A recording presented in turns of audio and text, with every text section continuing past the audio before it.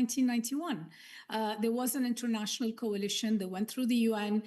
There was international support for this. In this case, there's no support, or there's very little support. People were taken, countries, allies, everyone was taken by surprise.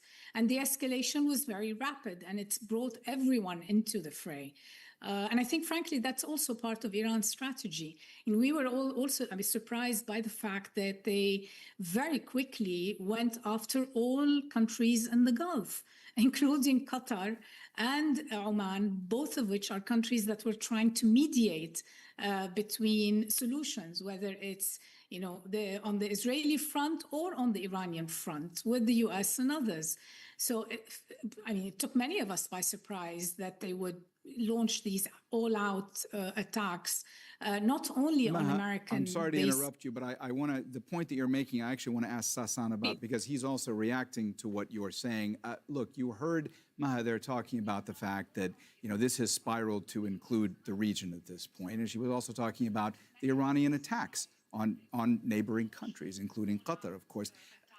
We know Iran has responded with this wave of attacks the past few days. They've launched drones and missiles at Israel and U.S. assets in the region. But there's also been airports, seaports, hotels, civilian buildings, energy facilities that have been hit in these countries. The foreign minister of Iran says that these assaults will continue. From your vantage point, can Iran now get to a point where things can de-escalate? And how does that happen?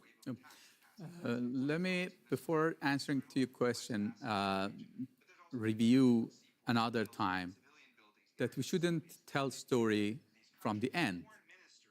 The story is that invading another country is totally abandoned by the United Nations Charter, okay? Unless you have a resolution under Chapter 7, Article number 52, which you don't have.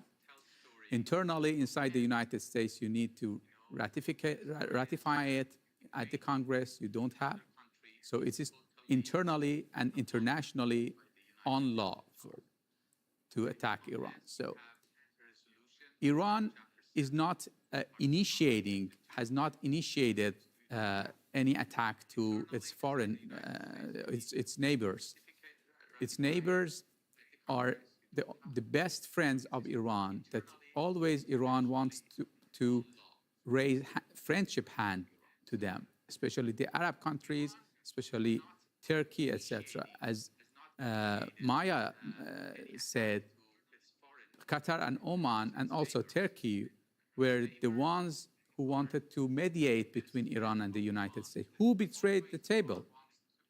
Who attacked the negotiations?